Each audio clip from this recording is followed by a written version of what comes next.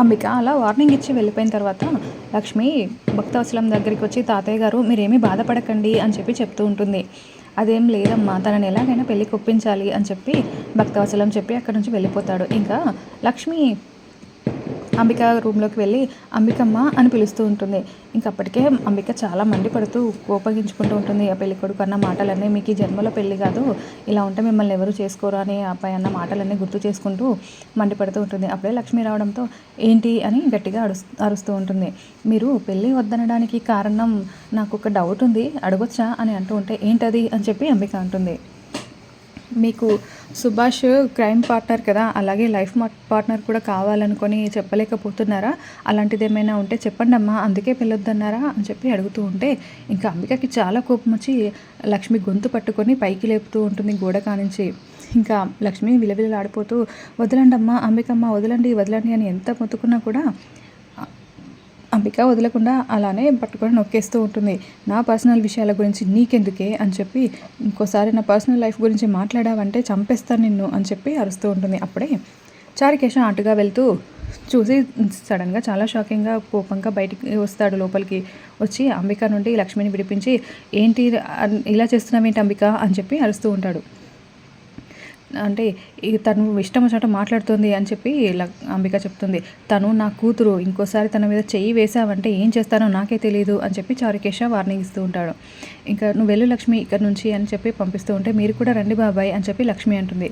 లేదమ్మా నువ్వు వెళ్ళు, నాకు కొంచెం పని ఉంది అని చెప్పి చారుకేశ అలానే ఉంటాడు. లక్ష్మి అక్కడ నుంచి వెళ్ళిపోతుంది.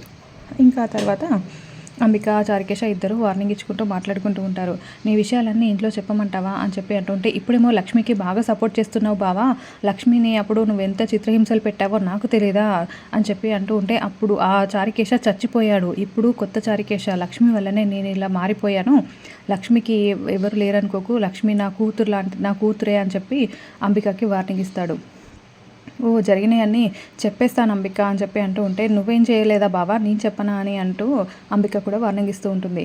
పద వాళ్ళ ముందుకు వెళ్ళి తప్పు ఒప్పుకునే ధైర్యం నాకుంది, నువ్వు కూడా తప్పు ఒప్పుకొని మారిపోతావా, వాళ్ళు చెప్పింది పెళ్లి చేసుకుంటావా అని చెప్పి చారుకేశ అంటూ ఉంటే ఈ దత్తత జరగనివ్వను, మీ అందరి సంగతి తేలుస్తాను అని చెప్పి అంబిక వార్నింగ్ ఇస్తుంది. ఇంకా అలా చారుకేశ అక్కడి నుంచి వెళ్ళిపోతాడు. మరోవైపు సహస్ర పద్మాక్షి దగ్గరికి వచ్చి ఏంటమ్మా ఆ బ్లడ్ టెస్ట్కి రిపోర్ట్ పంపించావు కదా, రిపోర్ట్ రాలేదా ఇంకా, డాక్టర్కి కాల్ చేయి అని చెప్పి సహస్ర అడుగుతూ ఉంటే ఆ పద్మాక్షి డాక్టర్కి కాల్ చేస్తుంది. చెప్పండి పద్మాక్షి గారు అని చెప్పి డాక్టర్ మాట్లాడుతూ ఉంటే అదే బ్లడ్ టెస్ట్కి ఇచ్చాం కదా లక్ష్మివి, ఆ రిపోర్ట్స్ ఏమయ్యాయి, రిపోర్ట్ వచ్చిందా అని చెప్పి అడుగుతూ ఉంటుంది. మీరు బ్లడ్ ఎలా తీశారు అని చెప్పి డాక్టర్ అడుగుతూ ఉంటుంది. 2 జలగల్ని లక్ష్మి చేయి మీద పెట్టి ఆ స్పర్శ కోల్పోయిన తర్వాత అక్కడ నుంచి బ్లడ్ తీసాము అని చెప్పి మీరు పంపించిన శాంపిల్కి తీసి మీకు పంపించాము అని చెప్పి పద్మాక్షి చెప్తుంది. మీరు చాలా తెలివిగా ఆలోచించి చేశారు కానీ ఆ బ్లడ్ దేనికి పనికిరాదు అని చెప్పి డాక్టర్ చెప్తుంది. అదేంటి అలా ఎందుకు అవుతుంది అని చెప్పి పద్మాక్షి అడుగుతూ ఉంటుంది. సహస్ర కూడా చాలా షాకింగ్గా చూస్తూ ఉంటుంది. జలగలు ముందుగా చెడు రక్తాన్నే పీల్చుకుంటాయి, మీరు తీసింది కూడా ఆ జలగల మధ్యలో తీశారు కాబట్టి ఆ చెడు రక్తమే వచ్చింది, అది ఎందుకు పనికిరాని రక్తము అని చెప్పి మీరు ఎలా చేస్తారో నాకు తెలియదు, లక్ష్మిని హాస్పిటల్కి తీసుకురండి అని చెప్పి చెప్తూ ఉంటుంది. ఇంకా అలా ఫోన్ కట్ చేస్తుంది. ఇంకా పద్మాక్షి సహస్ర ఇద్దరు మాట్లాడుకుంటూ ఉంటారు. ఏంటమ్మా నువ్వు ఇలా ప్లాన్ చేసావు, ముందు అన్నీ తెలుసుకొని చేయాలని తెలియదా నీకు, ఇప్పుడు చూడు అది దాన్ని హాస్పిటల్కి ఎలా తీసుకువెళ్తాం, దానికి హాస్పిటల్కి రమ్మంటే దానికి డౌట్ వస్తుంది కదా అని చెప్పి అరుస్తూ ఉంటుంది. నువ్వేం టెన్షన్ పడకే అని చెప్పి అంటూ ఉంటే నీకు చాలా సాఫ్ట్ కార్నర్ వచ్చిందమ్మా దాని మీద, అనవసరంగా దాన్ని ఇప్పుడు నాతో సమానంగా ఇంట్లో చూస్తున్నారు అందరూ అని చెప్పి దానికి సపర్యలు చేయాల్సి వస్తుంది, లక్ష్మి అనే పేరు విన్నప్పుడే నేను వద్దు అని వేరే వాళ్ళని మాట్లాడదామని చెప్తే నువ్వు విన్నావా నా మాట అని చెప్పి సహస్రం మండిపడుతూ ఉంటుంది.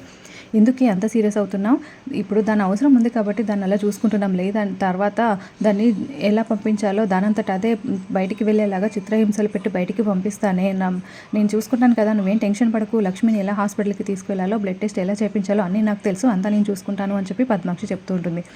ఏంటమ్మా నువ్వేం చేస్తావో ఏమో అని చెప్పి సహస్ర మండిపడుతూ అక్కడి నుంచి వెళ్ళిపోతుంది. ఇంకా ఆ తర్వాత విహారీ హాస్పిటల్కి వెళ్ళి డాక్టర్ని కలుస్తాడు. ఏంటి విహారీ గారు ఇక్కడికి వచ్చారు అని చెప్పి డాక్టర్ టెన్షన్ పడుతూ ఉంటుంది.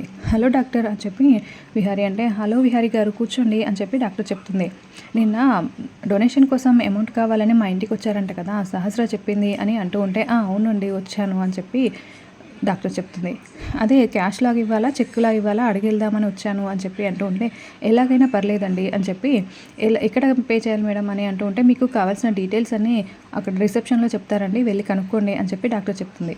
ఇంకా అలా ఓకే అండి, ఇది అడగడానికే వచ్చాను అని చెప్పి విహారీ లేచి వెళ్తాడు.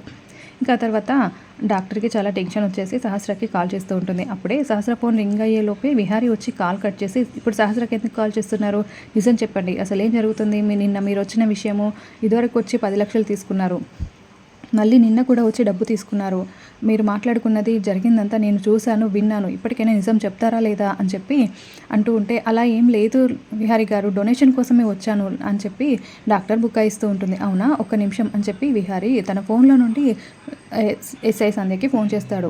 హలో సంధ్య గారు అని చెప్పి అంటూ ఉంటే, చెప్పండి విహారీ గారు అని చెప్పి సంధ్య మాట్లాడుతూ ఉంటుంది. నాకు తెలిసిన ఒక డాక్టర్ డొనేషన్ పేరుతో డబ్బులు తీసుకుని ప్రజల్ని మోసం చేస్తుంది, దాని డీటెయిల్స్ అని చెప్పమంటే చెప్పట్లేదు, పేషెంట్ గురించి కూడా అడిగితే చెప్పట్లేదు అని చెప్పి ఇలాంటి వాళ్ళకి ఏమైనా శిక్ష పడుతుందా అని అడుగుతూ ఉంటాడు. అది చాలా పెద్ద క్రైమ్ విహారీ, దీనికి శిక్ష ఖచ్చితంగా పడుతుంది, వాళ్ళకి జైలు శిక్ష పడుతుంది, అలాగే ఆ డాక్టర్ పట్టా కూడా రద్దయిపోతుంది అని చెప్పి చెప్తూ ఉంటే, ఇంకా ఆ మాటలు వింటూ స్పీకర్లో పెట్టి మాట్లాడుతూ ఉంటాడు. ఆ మాటలు విని డాక్టర్ చాలా టెన్షన్ పడుతూ ఉంటుంది. చెప్పండి విహారీ గారు, ఎవరి మీద యాక్షన్ తీసుకోమంటారు అని చెప్పి అడుగుతూ ఉంటుంది. ఎవరి మీద యాక్షన్ తీసుకోమంటారు, డాక్టర్ డీటెయిల్స్ చెప్పండి అని చెప్పి ఎస్ఐ అడుగుతూ ఉంటుంది. పర్లేదు సంధ్య గారు, నేను మళ్ళీ కాల్ చేస్తాను, తను నిజం చెప్తే పర్లేదు, లేదంటే నేను తప్పకుండా మీకే చెప్తాను అని చెప్పి విహారీ కాల్ కట్ చేస్తాడు. ఇంకా తర్వాత చెప్పండి, ఇప్పుడు ఎస్ఐతో మాట్లాడిందంతా విన్నారు కదా, మీ గురించి చెప్పమంటారా, లేదంటే జరిగిన విషయం మొత్తం నాకు చెప్పేస్తారా అని చెప్పి విహారీ నిలదీస్తూ ఉంటాడు. వద్దండి, వద్దు ప్లీజ్, నేను చెప్పేస్తాను అని చెప్పి, అందులో జరిగిన దాంట్లో నా తప్పేమీ లేదండి అని చెప్పి డాక్టర్ జరిగిన విషయం మొత్తం చెప్తూ ఉంటుంది. ఇంకా డాక్టర్ చెప్పింది మనకి వినిపించదు కానీ విజువల్స్ మాత్రం సహస్ర పెళ్లి నాటకం ఆడడము, తనతో పెళ్ళి అయితే నా లైఫ్ సెట్ అయిపోతుందని బ్రతిమలాడి పెళ్ళికి ఒప్పించడం, అట్లా హాస్పిటల్లో మీరు తన చివరి కోరిక తీర్చండి అని చెప్పి డాక్టర్ చేత చెప్పించడము, విహారీ తాళి కట్టడం, అవన్నీ కూడా గుర్తు చేస్తూ అవి చూపిస్తూ ఉంటారు. ఇంకా నా తప్పేమీ లేదు విహారీ గారు, అంత సహస్ర చెప్పినట్టుగానే చేశాను నేను, నన్ను క్షమించండి అని చెప్పి డాక్టర్ చెప్తుంది. ఇంకా అక్కడ నుంచి విహారీ చాలా సీరియస్గా ఇంటికి వెళ్తూ ఉంటాడు. మరోవైపు భక్తవత్సలం హాల్లో కూర్చొని ఉంటాడు, పని చేసుకుంటూ ఉంటాడు. అప్పుడే అంబిక పైనుంచి కిందికి వస్తూ ఉంటుంది. ఇంకా నెమ్మదిగా ఆగి వస్తూ ఉంటుంది. ఇంకా ఆ తర్వాత భక్తవత్సలం ముందు నుండి వెళ్ళిపోతూ ఉంటుంది. ఇంకా అప్పుడు భక్తవత్సలం చూసి అంబిక అని చెప్పి పిలుస్తాడు. ఇంకా అంబిక మళ్ళీ వెనక్కి వచ్చి, ఏంటి నాన్న చెప్పండి అని చెప్పి అడుగుతూ ఉంటుంది. నీ విషయంలో నేను ఏమైనా తప్పు నిర్ణయం తీసుకున్నానా అమ్మా అని అంటూ ఉంటాడు. ఏంటి నాన్న అలా ఎందుకు అంటున్నారు అని చెప్పి అడుగుతూ ఉంటే, ఇప్పుడు కాదమ్మా, ఇదివరకు నీ పెళ్ళికి కోసం అడిగితే నువ్వు చేసుకోనన్నావు, ఇంకా తర్వాత అన్నయ్య వల్ల ఇలా కంపెనీ బాధ్యతలని నీ భుజాల మీద వేసుకోవాల్సి వచ్చింది, ఆ తర్వాత అనేది ఇంతవరకు తీసుకొస్తుందని నేను అనుకోలేదమ్మా, నీ పెళ్ళి జరగడం నా కళ్ళ ముందర, నాకు అది నా బాధ్యత అమ్మా, నాకు అది నా కళ్ళ ముందర జరిగితే నేను చాలా సంతోషంగా ఉంటాను అని చెప్పి భక్తవత్సలం చెప్తూ ఉంటాడు. ఇంకా అంబిక పద్మాక్షి కూడా చెప్తూ ఉంటుంది. ఇంకెవరు చెప్పినా వినకపోవడంతో యమున, అది కాదు అంబిక, ఒకసారి నాన్నగారు చెప్పేది కూడా వినొచ్చు కదా అని చెప్పి అంటూ ఉంటే, మీరు మాట్లాడకండి వదిన, ఇదంతా మీ వల్లే, మీరు మా అన్నయ్యని పెళ్లి చేసుకోవడం వల్లే ఇదంతా జరిగింది అని చెప్పి అంబిక అంటూ ఉంటుంది.